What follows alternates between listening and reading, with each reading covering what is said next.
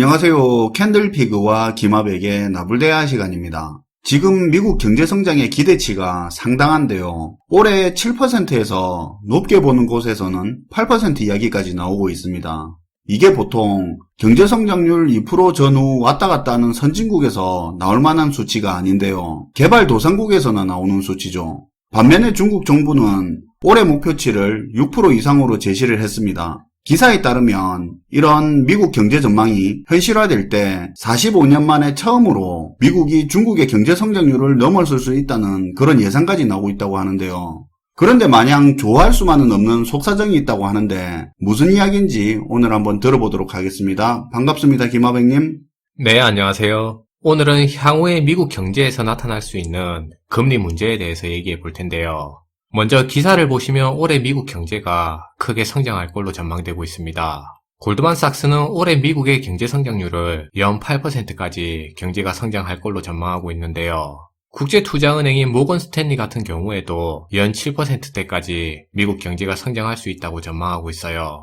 그리고 OECD 같은 다른 국제기구들도 올해 미국 경제 성장률이 전반적으로 6%대까지는 성장할 수 있을 걸로 내다보고 있는 분위기예요. 아무래도 미국 같은 경우는 현재 백신 배포도 빠르게 진행되고 있는 상황이고 경기 부양책에 대한 기대감도 커진 분위기라 이런 긍정적인 경제 전망이 나오고 있는 모습인데요. 그런데 다른 한편에서는 올해 미국의 성장 전망치가 이렇게 많이 높게 예상되다 보니까 거기에 1조 9천억 달러에 이르는 경기 부양책까지 진행되는 상황이라 계속해서 물가가 오르는 인플레에 대한 우려감도 커지고 있고 최근에 10년물 장기국채와 같은 장기금리 상승에 대한 압박도 커지고 있는 상황입니다.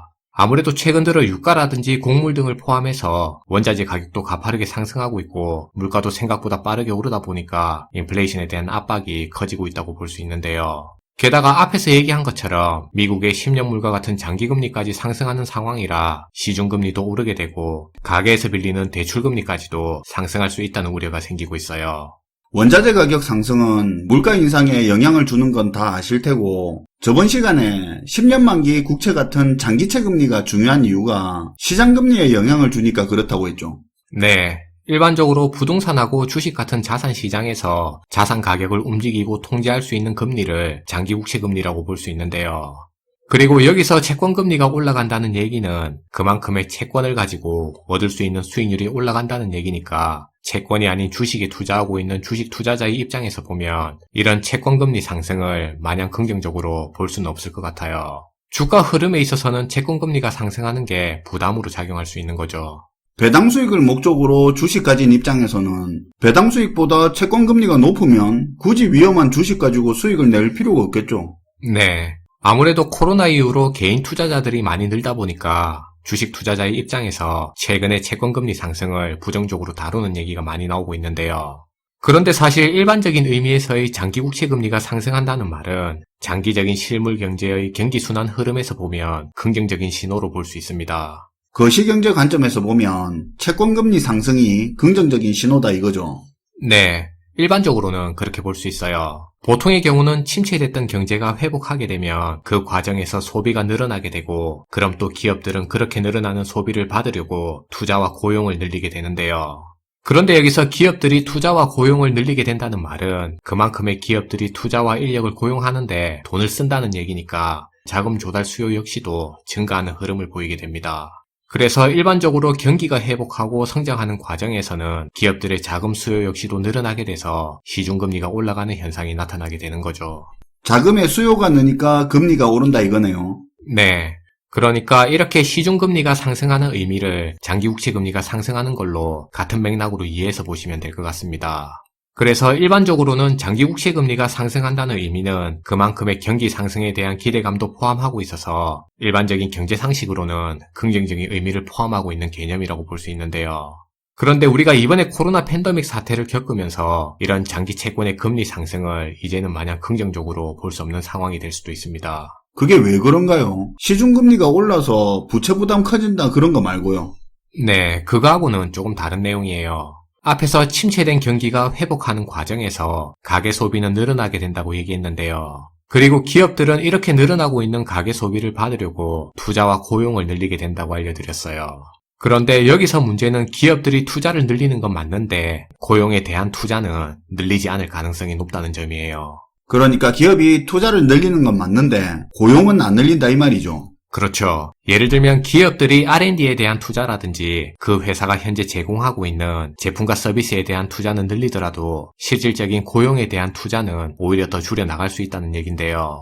기업들이 인력 대체를 위한 기술 개발에 대한 투자를 더 늘려서 생산성을 더 높이는 데 집중할 수도 있고 제품의 질적인 경쟁력을 향상시키는 쪽으로 돈을 더 집중해서 투자할 수 있다는 얘기입니다.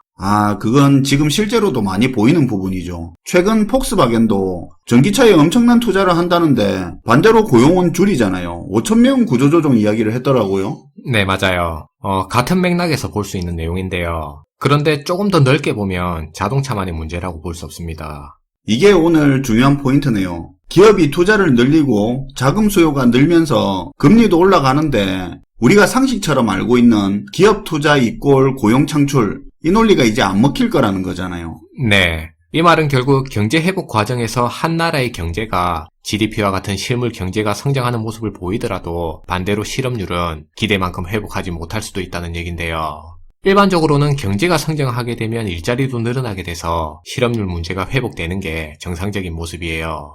그런데 지금 겪고 있는 코로나 팬데믹 이후로는 그렇지 않을 가능성이 많이 높아지게 됐는데요. 그리고 우리가 알고 있는 실질적인 실업률 문제는 고급 기술 인력이나 전문 인력이 아닌 대부분의 중하위 계층에 의해서 실업률이 결정되는 특징을 가지고 있습니다. 대다수를 차지하는 일반인들 말하는 거죠. 네. 그러니까 대부분을 차지하고 있는 중하위 계층의 일자리 참여 여부에 따라서 한 나라의 실업률 수치가 달라질 수 있다는 얘긴데요. 예를 들어 특정 기간에 중하위 계층이 일자리에 많이 참여하게 되면 그만큼의 실업률은 줄어들게 되고 이게 반대로 흐르면 실업률은 증가하게 된다는 얘기입니다. 그런데 코로나 팬데믹 이후로 정부의 재정 지원이 만든 일자리 부분을 빼고 보면 전반적으로 많은 기업들에서 인력 규모를 축소하는 흐름을 보여주고 있는데요.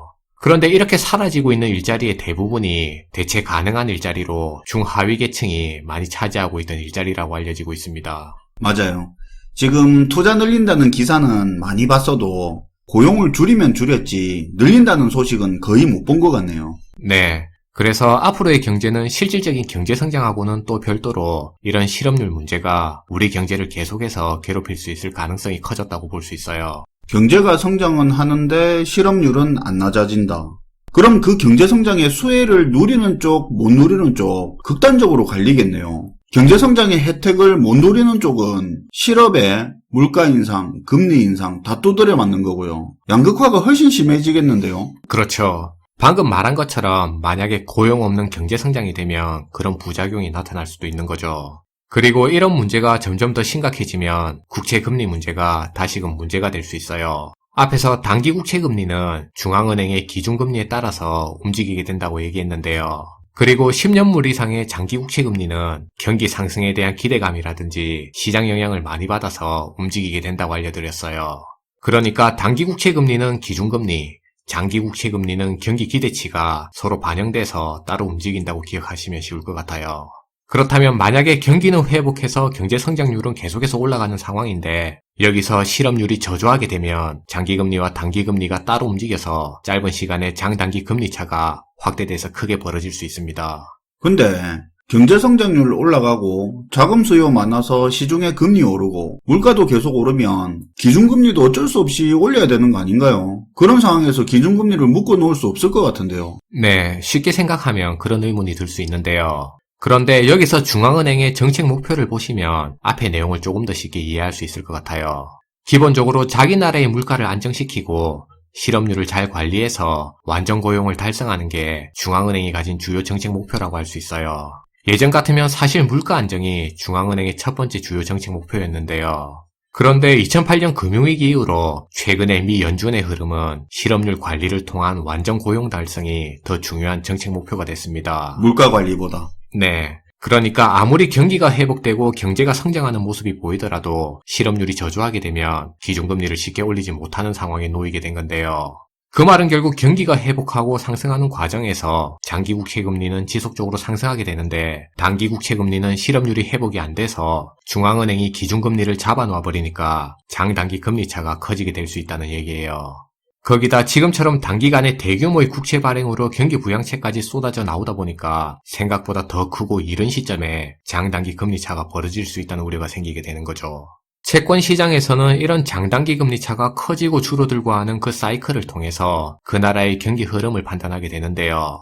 예를 들면 일반적으로 경기 상승에 대한 기대감이 커질 때는 장단기 금리 차가 확대되는 현상이 나타나는 게 일반적인 모습입니다. 반대로 어느 순간 경기 상승에 대한 기대감이 꺾이게 되면 장단기 금리 차도 다시금 축소되는 흐름이 나타나게 되는데요.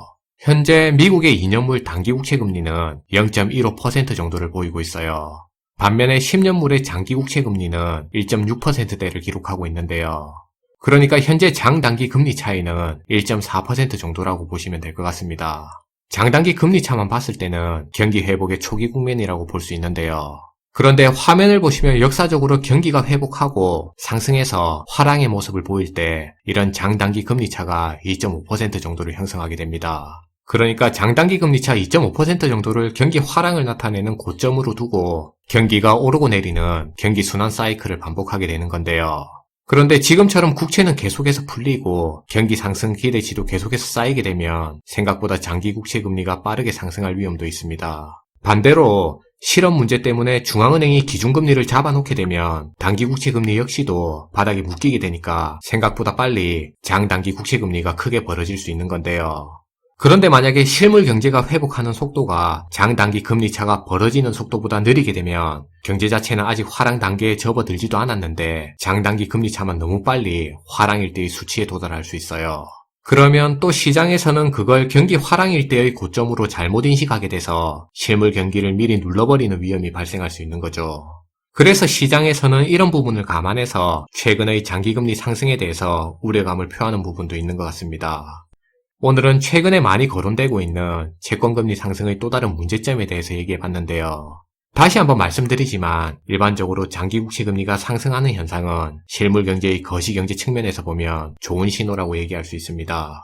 하지만 장기 국채 금리가 다른 한편에서는 주식이나 부동산과 같은 자산 가격을 움직일 수 있는 금리도 되는 거니까 주식 투자자의 입장에서 보면 장기 국채 금리 상승이 부정적인 요인으로 인식될 수도 있는 거죠. 그래서 요 두 부분은 구분해서 이해하시면 도움이 될 것 같습니다. 네, 오늘도 잘 들었습니다, 김하백님.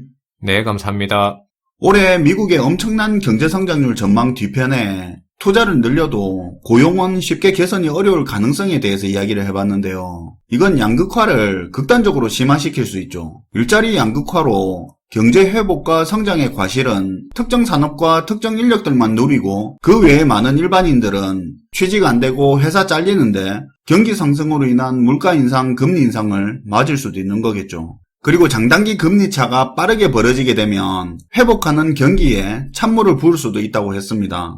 미국 재무부도 연준도 정부 입조심하면서 그저 계획이 있다고만 하는데 미국의 장밋빛 경제성장 전망 이면에 숨어있는 부작용의 가능성에 대해서도 생각해 볼 수 있는 시간이 되었으면 합니다. 시청해 주셔서 감사하고요. 지금까지 나불대화 시간이었습니다.